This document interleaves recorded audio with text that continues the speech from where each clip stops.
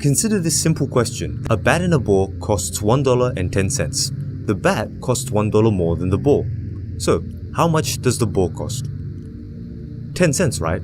Well, that may be your initial instinct, but the correct answer is 5 cents. This trick question is the first one that appears on the cognitive reflection test, a simple test with only 3 questions. Professor Frederick from Yale University designed the measure to test how well people could suppress their initial reaction in favor of a more thought-out answer. Now, he gave this test to about 3,500 people, most of them being college students. Yet, in the end, he found that only 17% could get all 3 correct.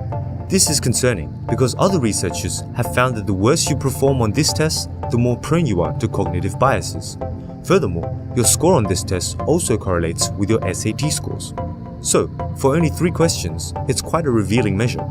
Yet, there's a surprisingly simple way to improve your performance on this test. If you present the questions in a harder to read font, this time 65% of people get all 3 questions correct. It's a staggering improvement. What's more surprising is that this strange effect of font shows up in a variety of other circumstances. For example, fonts that are harder to read also improve memory and learning. In one public school in Ohio, researchers asked teachers to change the font used in their worksheets and PowerPoint presentations. Instead of the usual Times New Roman or Arial, students would now have to read fonts like Monotype Cursiva. Now, you'd think that this would actually hinder the learning process, right?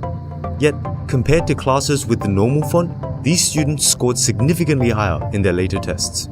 So, why does this happen? Well, this effect reveals an interesting fact about how our brains process information. You may have heard that we have 2 distinct patterns of thinking, System 1 and System 2. System 1 thinking is quick, intuitive, and effortless. It's the type of processing that helps you instantly recognize faces, answer questions like 1 plus 1, and say 10 cents to the bat and ball problem. On the other hand, System 2 thinking is slow, analytical, and more effortful. This is the one that kicks in when you concentrate on a problem, and the one that said 5 cents to the bat and ball problem. Now, it's important to note that most of the time, our brains are operating on System 1 thinking. But there are a few things that will alert the brain to switch to System 2. One of them is cognitive strain. If something is hard to process, your brain will switch to a more deliberate type of thinking. They're suddenly thinking more carefully.